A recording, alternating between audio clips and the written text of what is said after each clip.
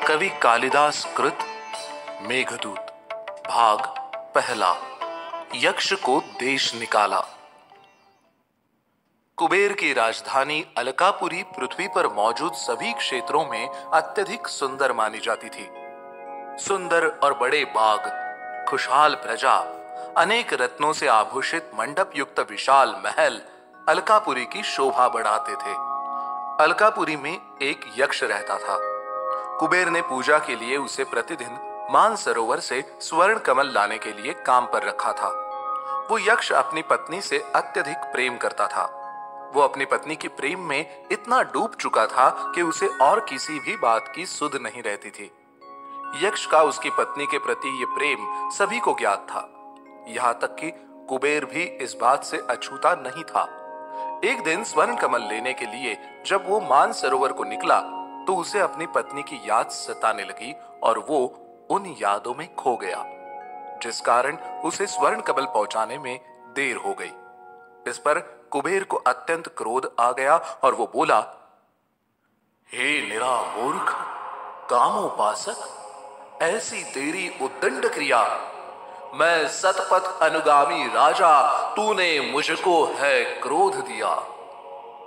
जो काम छोड़कर काम भजे, ऐसी सेवा नाकाम ही है। मेरी पूजा में व्यग्न हुआ, तू तो बिल्कुल बेकाम ही है। अब जा, मैं तुझे तेरी प्रिया से कई मीलों दूर भेजता हूं। अब जा, मैं तुझे तेरी प्रिया से कई मीलों दूर भेजता हूं। ऐसे वियोग से जिएगा कैसे, ये भी अब मैं देखता हूं।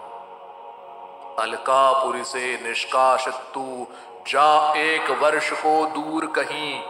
अलकापुरी से निष्कासित तू जा एक वर्ष को दूर कहीं, और शिक्षा ले स्वामी से बढ़कर सेवक को कुछ और नहीं। और शिक्षा ले स्वामी से बढ़कर सेवक को कुछ और नहीं। अपने स्वामी के क्रोध का सामना करते हुए यक्ष को अलकापुरी से एक वर्ष के लिए निष्कासित कर दिया गया। ये बात सुनकर यक्ष छटपटा गया। उसके चेहरे का रंग उड़ गया, परंतु स्वामी की आज्ञा मानने के अलावा उसके पास और कोई युक्ति नहीं थी। यहां तक कि कुबेर ने एक अंतिम बार यक्ष को उसकी पत्नी से भेंट भी नहीं करने दी और एक सिपाही के हाथों यह संदेश उसकी पत्नी को भिजवा दिया कि यक्ष को एक वर्ष के लिए देश निकाला दिया गया है। यक्ष उदास मन से अपने देश निकाला की अवधि बिताने के लिए बहुत दूर रामगिरी पर्वत के पास चला गया। वहां एक आश्रम में रहने लगा। आश्रम के चारों ओर घनी छाया वाले वृक्ष लहलहाते थे। चारों ओर सुंदर तालाब थे।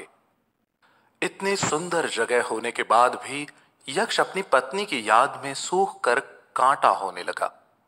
उसके शरीर के आभूषण ढीले पड़ने लगे थे और इधर उधर गिरने लगे थे। फिर भी यक्ष ने कुछ माह उस आश्रम में बिता लिए, परंतु गर्मी के मौसम में पत्नी की याद और भी बढ़ती गई।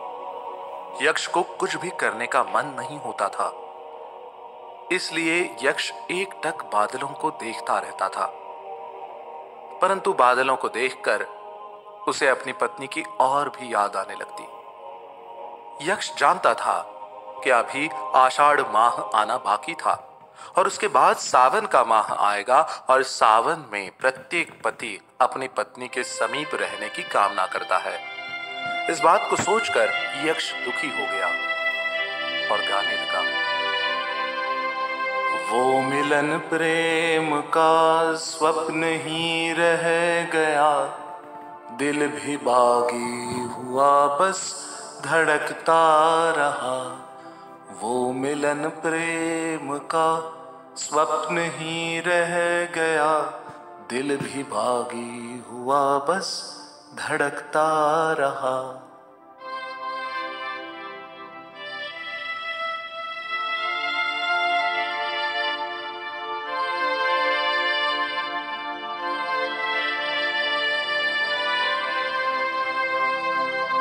कोटि कोटि से खूब समझा लिया, किंतु इंगित तुम्हीं पर अटकता रहा।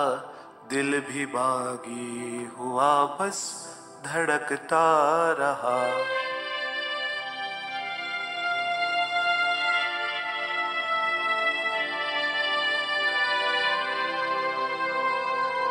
ये भी सोचा कि अब भूल जाएं तुम्हें, और खोकर तुम्हें खुद को पा जाएंगे।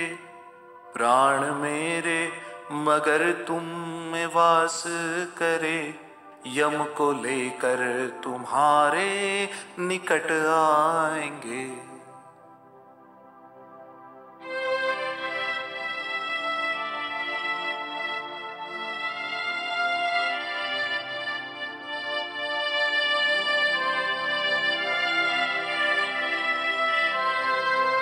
सोचा प्रेम ग्रहण सा ही छट जाएगा, ध्रुव बना वो अटल पर चमकता रहा।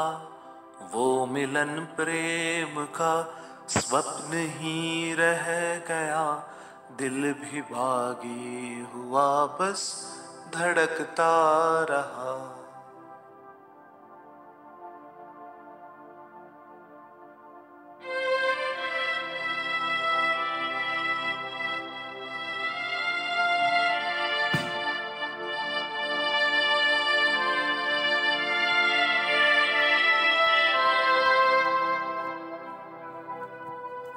प्रेम पतझड़ बना रोज झड़ता गया, किंतु सावन में कलियां सी खिलने लगी। प्रेम में प्रेम से दूर होना पड़ा, प्रेम की ये सजाएं भी मिलने लगी। मन भी शून्य हुआ, तन भी बंजर हुआ, प्रेम बीज क्यों जाने पनपता रहा।